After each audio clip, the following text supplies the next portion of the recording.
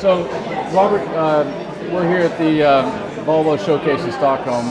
Tell us about your role at Volvo and what you're showcasing here, and then we'll go into the demo. Okay. Yeah, as you can see on the screen, I'm a senior technical lead at the Digital UX Attribute Center. And what we're really emphasizing at this center is our promise to our consumers, and that's design around you.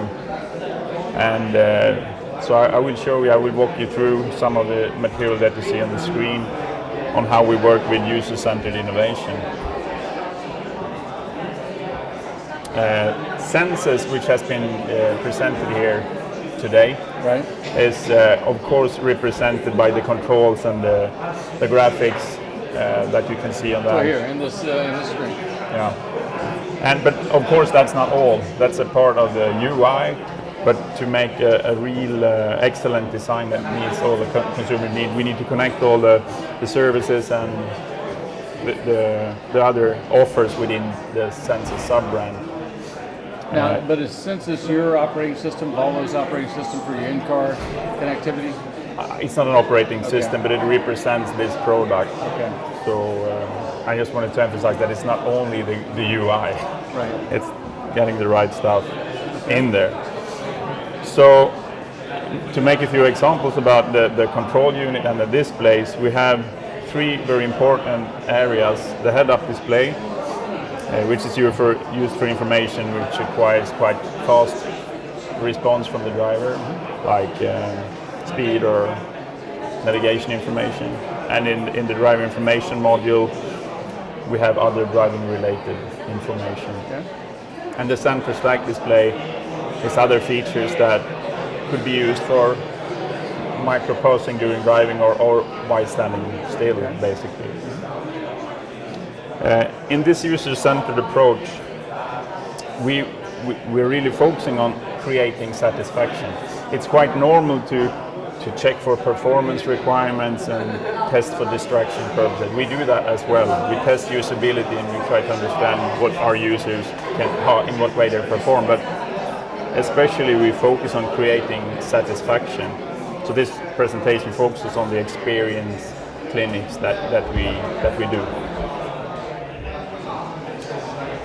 And for example, this we have done on several places, in US, in Germany, and in China, for example. So we find our screener consumers, we follow them through their life, basically. We spend a lot of time documenting their life, both at home, what they appreciate, pleasure and pain points in their life, how technology can help them, how they value other technology, not only cars. And then we take them through a journey, a daily journey, a commute drive, for example, going through to work or shopping, as you saw an example on another station as well, making it more easy to take care of the daily routine. And we interview them and we document and we find pleasure and pain points in this daily journey. And when this information is gathered, then we summarize it and we put it in our own product. And this could be the end product as you see today, but it can also be an exposure, a prototype that we bring back to the market, or maybe it's even a hypothesis that we bring at the same time and test whether we solve these problems. You can see the icons, what they represent. And maybe sometimes we find an opportunity that's not even a pain or pleasure point, but something that we discover by doing this ethnographic study, that this is something that we can innovate on. And this deep user knowledge that we gain help us to understand the values, needs, priorities, and the different journeys that takes place in a normal or in these screener consumers' daily life. And this is the ambition, to be lead in UX. We love technology, as was also presented before, but only if it can make sense for our end consumers. So, for example, one insight was the need of signature moments, and this is unfortunately I can't show you the movie, but because of okay. And but signature moments obviously was very important for this woman. So we could see this car adopted to her by adjusting the steering wheel, kind of a welcoming approach from the car. And then we made a prototype with moving dials, which would have the same effect, and it was a success. And I'm sorry, I can't show that one either. But she really appreciated. We showed the moving dials and the opportunities to display out, to show other information between the dials, such as navigation information. And this German woman, she was excited about that. So yeah, see that as a hit. Another pain point that we have seen several times, the service booking. Today, consumers has to go to the workshop and plan it.